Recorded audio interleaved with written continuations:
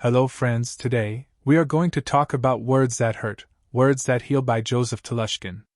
Shubham was an ordinary man, living an ordinary life. Like any other day, he woke up in the morning, handled his tasks, and returned home after work. Today, however, he finished early and decided to take some time for himself to enjoy his favorite activities. Shubham was an avid reader, always on the lookout for something new to dive into. As he glanced at his bookshelf, his eyes landed on a new book he had purchased some time ago but hadn't yet read, Words That Hurt, Words That Heal. Curious, he picked up the book, settled down on the sofa, and began reading. On the very first page, he came across a profound lesson titled The Power of Words. This lesson explained how words possess an incredible power. A single word can lift someone's spirit, while the same word can also break their heart. As Shubham read, it felt as if someone was describing his own life. You see, Shubham had always been someone who spoke his mind without hesitation. He believed that if something was true, it should be said clearly, regardless of how it might be received. Sometimes his words were so blunt that they unintentionally hurt people around him. Many times, he had unknowingly said things that had distanced his friends and family. Shubham never understood how words alone could hurt someone so deeply. But as he read this lesson, a curiosity sparked within him. The lesson went on to explain that words can impact us so deeply that, like physical wounds, they may never fully heal. Some words leave scars in the heart that are invisible to the eye but continue to cause pain from within. This idea fascinated Shubham. Could it be true that his words had ever caused such deep emotional wounds? Could he have unknowingly harmed someone with his careless speech? The lesson also mentioned the teachings of ancient wisdom, where cruel words were compared to murder.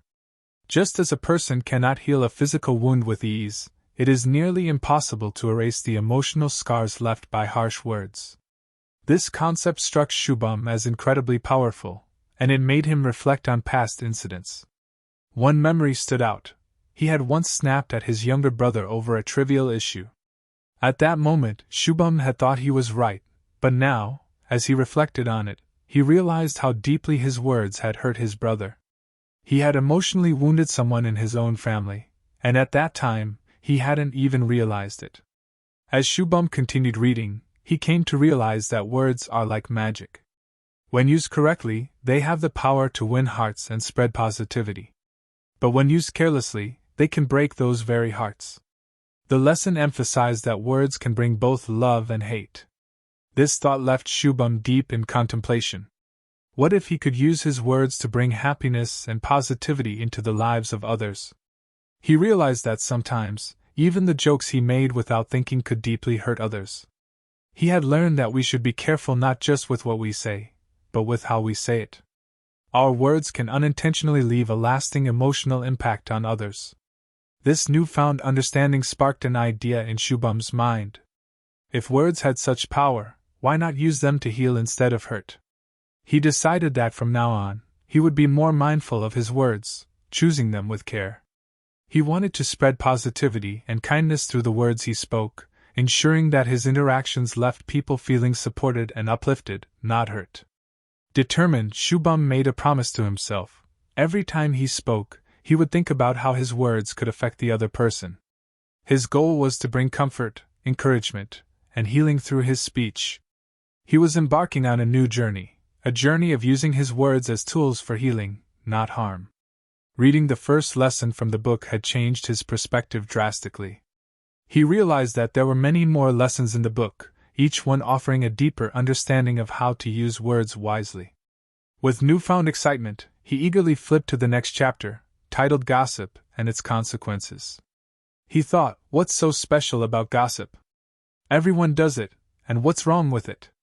But little did he know that this chapter would open his eyes to even more truths about the power of words. As he dived deeper into the book, Shubham found himself not only learning how to speak better, but also how to listen more thoughtfully. He began to recognize that every conversation, no matter how small, has the potential to change someone's day, or even their life. In his day-to-day interactions, Shubham became more conscious of the words he chose. He started to realize the weight of the words people used around him as well. He made a promise to never let negative or harsh words enter his life without considering their impact. He began to see the beauty in choosing words that built others up, rather than tearing them down. Shubham's transformation wasn't immediate, but it was real. Each day, as he applied what he was learning, he found himself becoming a more empathetic person. He learned the true power of language, and how simple, kind words could build bridges where there once were walls. And so, the journey of healing with words began for Shubham. He knew that every word he spoke was an opportunity, a chance to either heal or hurt. From that moment on, he chose healing. His life and the lives of those around him would never be the same again. This was just the beginning of Shubham's journey with words that hurt, words that heal. The more he read, the more he realized the profound impact that language could have on shaping not only his own life but the world around him. As Shubham continued to read, he was struck by a powerful line from the chapter on constructive communication. It read, "Expressing criticism should never feel like an attack, but rather an opportunity for growth." This line made him pause and reflect deeply on how he communicated with others, especially when offering feedback or sharing his opinion. He thought about the many times in his life when he had given criticism, both at work and in personal relationships. He had always believed that being honest and direct was the best approach, but reading this made him realize that his honesty might have sometimes come off as harsh.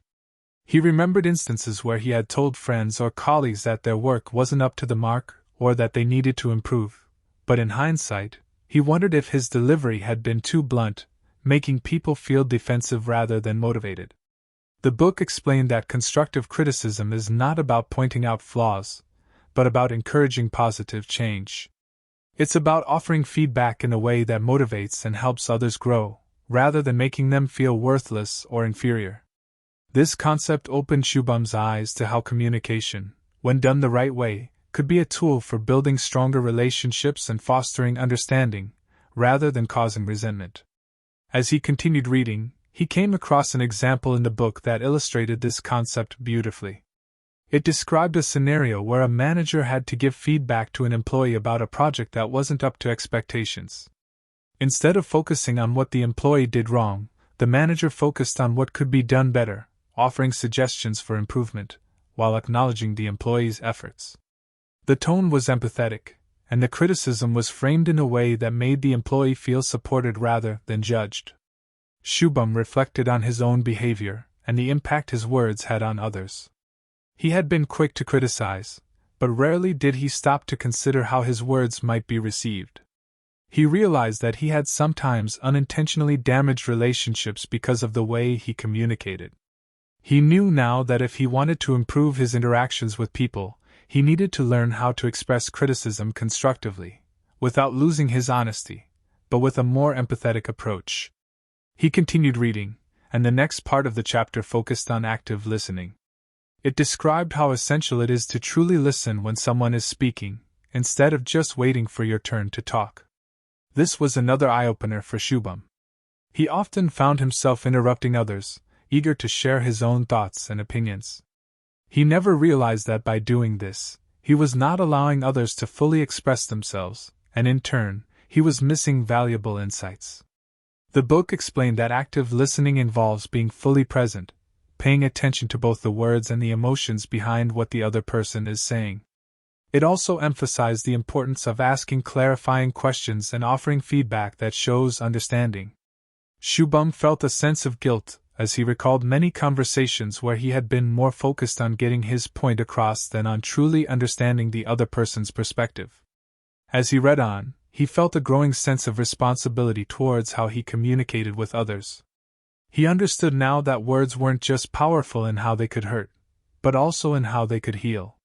He thought about all the times he had been on the receiving end of kind words that had uplifted him during tough times. He realized that by changing the way he communicated, he could have the same positive impact on others. The next chapter, The Power of Empathy, was another transformative read for Shubham. It explored how empathy could bridge gaps between people, helping them understand each other's emotions and perspectives. Shubham had always considered himself to be empathetic, But reading about it in this context made him think deeper about how he could apply it in his daily interactions. He realized that empathy was not just about feeling sorry for someone, but about trying to understand their point of view without judgment, and offering support in a way that felt genuine. By the time Shubham finished reading, he had gained a profound understanding of how words could shape his world. He realized that every conversation, every interaction, was an opportunity to either uplift or harm someone, and that the choice was his.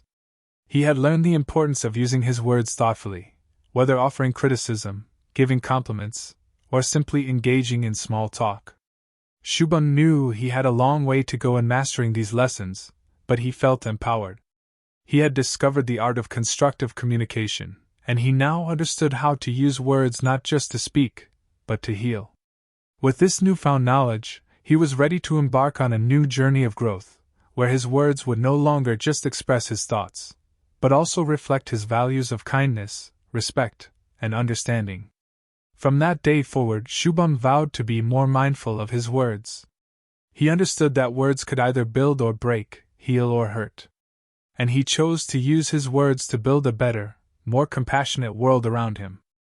Without realizing it, Shubham found this idea very intriguing. He thought to himself, can criticism and respect coexist?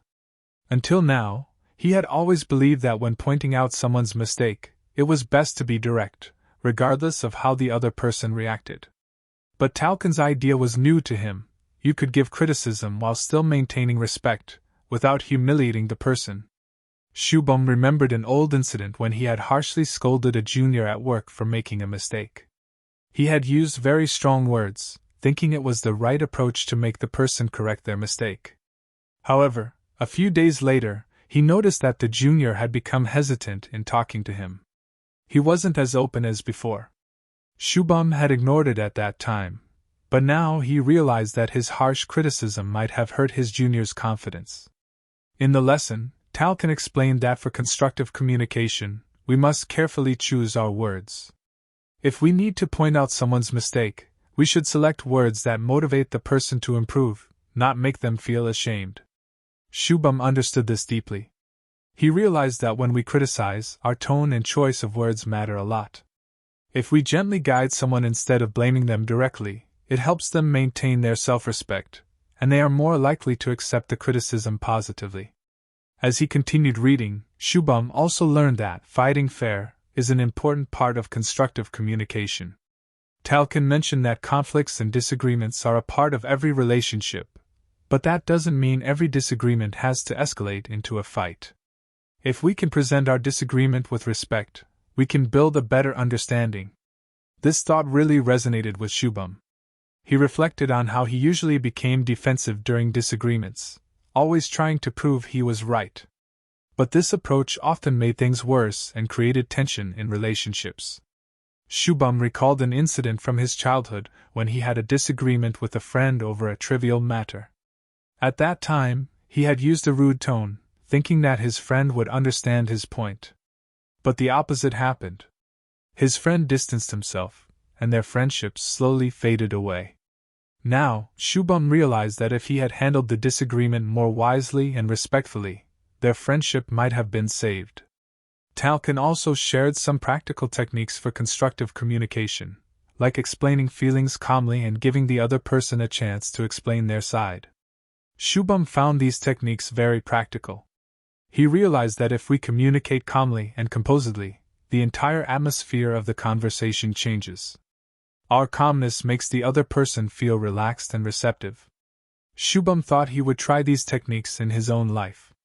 He imagined a scenario where he would have to address a mistake at work again, but this time, he would communicate without being harsh. He decided to be more careful with his words, so that the other person would feel respected and valued. He realized this would not only improve his relationships but also make people more comfortable communicating with him openly. Telushkin emphasized in the lesson that rather than fearing disagreements and conflicts, we should view them as opportunities for healthy conversation. This thought brought a major shift in Shubham's mindset. He now saw that instead of turning every disagreement into a fight, he could treat it as an opportunity to understand and resolve things. This approach would not only solve problems, but also strengthen relationships. By this point, Shubham had learned many deep and insightful lessons from the book. Each lesson brought a new change in his thinking. When he saw the title of the next chapter, The Importance of Kindness, a slight smile appeared on his face. Kindness was something he had never paid much attention to before. He always thought it was important to be practical in life and say what felt right. But as he began to read, he realized that kindness is the most essential part of any interaction. Telushkin explained that kindness doesn't just mean being nice to others, but also consciously choosing our words. He said that if we encouraging, love, and gratitude through our words, we can bring positivity into others' lives. This thought was very new to Shubham. He had never realized that kindness could be expressed through words. He wondered if he had ever consciously used kindness in his words. Shubham thought of his mother. She always used to pray for him and encouraged him in every situation. Even when he failed at something, his mother's words always uplifted him. She would say, "It's okay, son, keep trying, trust in God."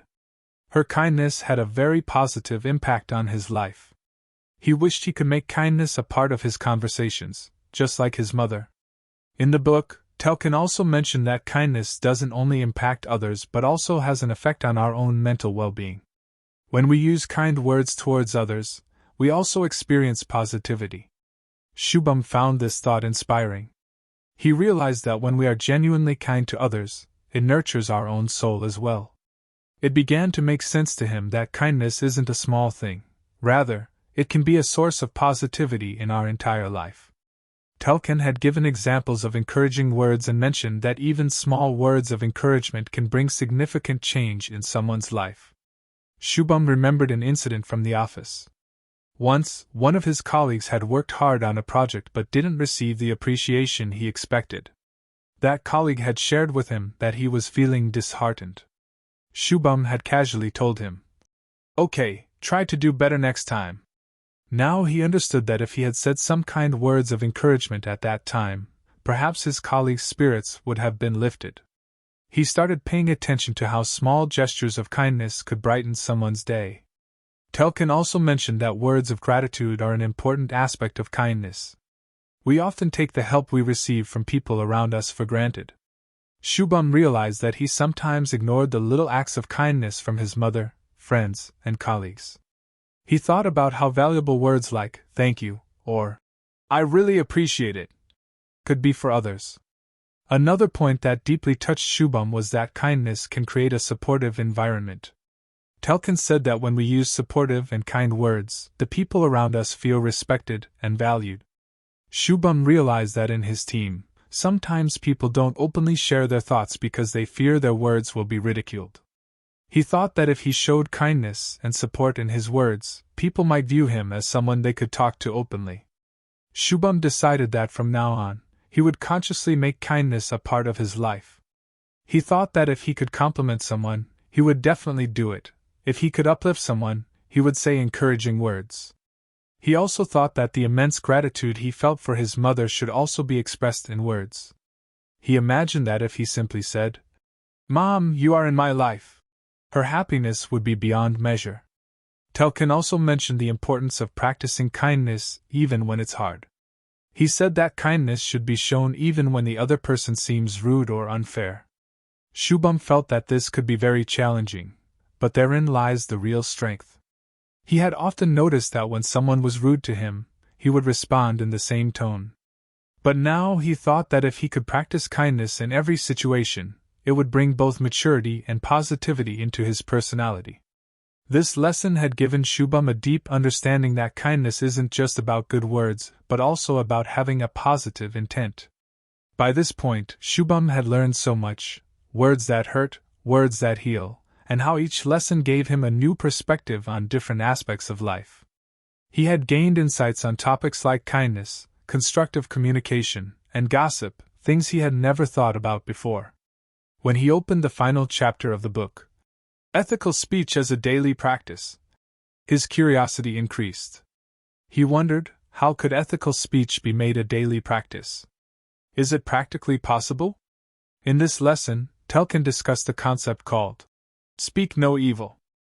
There is a day when we carefully choose all our words and keep ourselves away from any form of negativity, criticism, or gossip.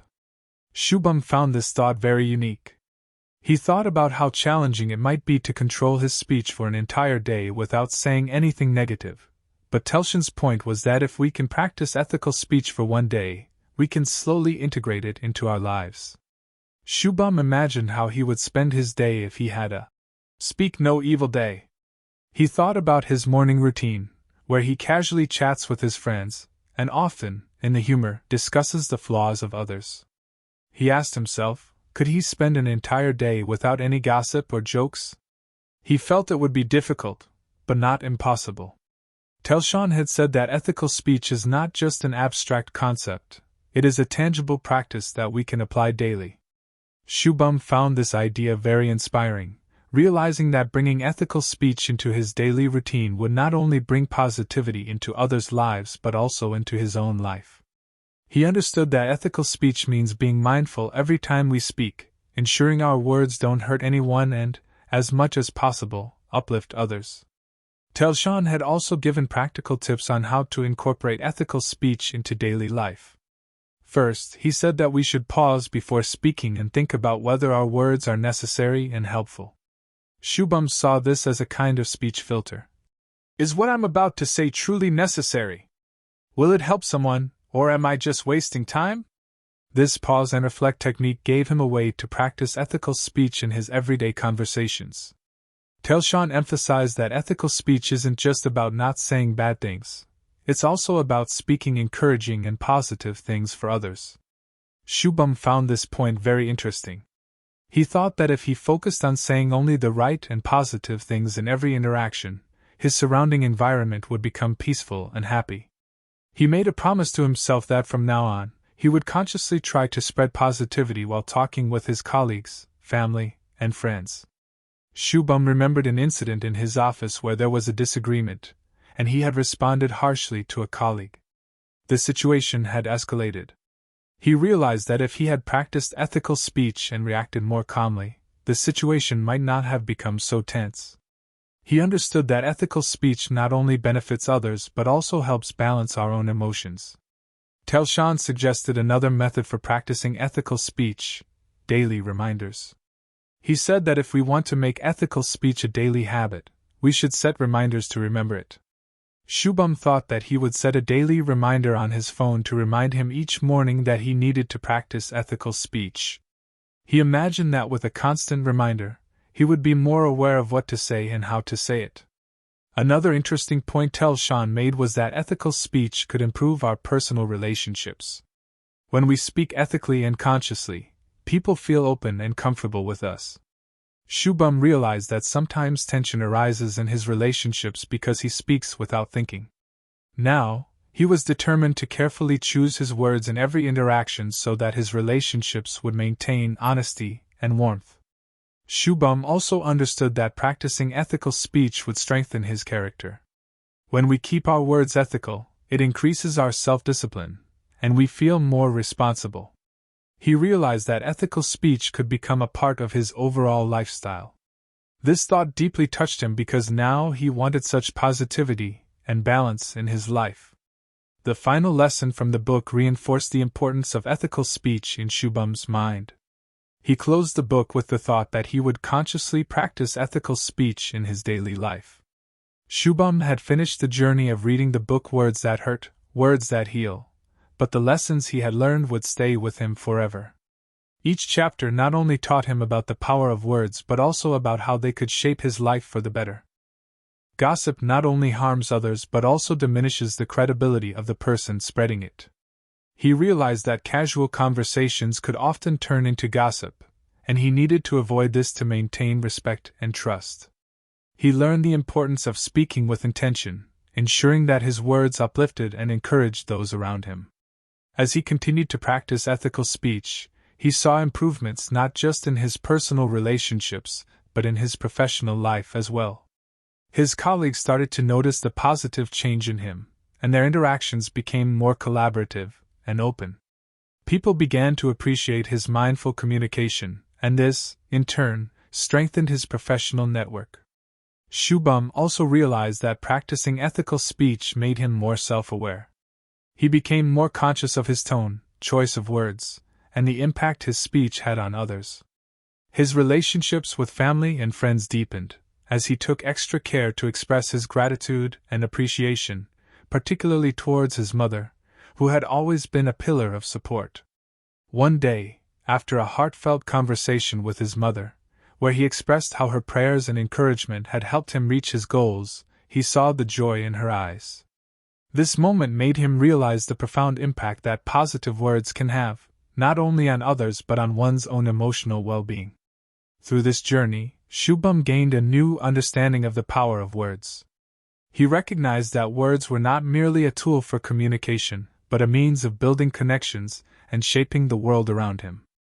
The lessons from Words That Hurt, Words That Heal helped him develop a deeper sense of purpose, guiding him to not only enhance his own life but to create a positive and uplifting environment for those around him.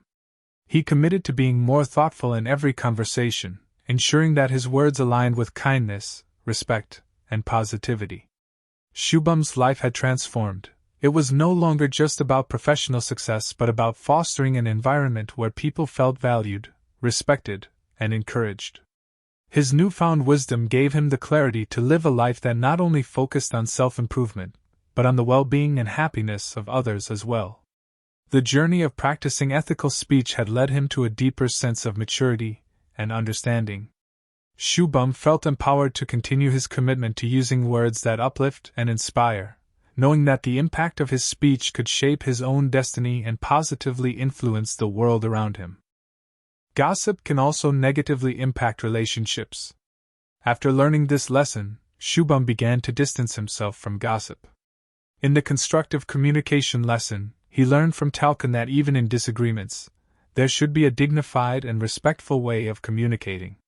Shubham adopted this lesson in his everyday interactions, which led to improvements in both his professional and personal relationships. He also learned to use language in criticism that wouldn't hurt the other person. The importance of kindness lesson introduced Shubham to the power of kindness. He realized that being kind should not only be reflected in actions but also in words. He consciously started incorporating encouragement and gratitude into his speech. He began openly expressing his appreciation for his mother, which further strengthened their relationship.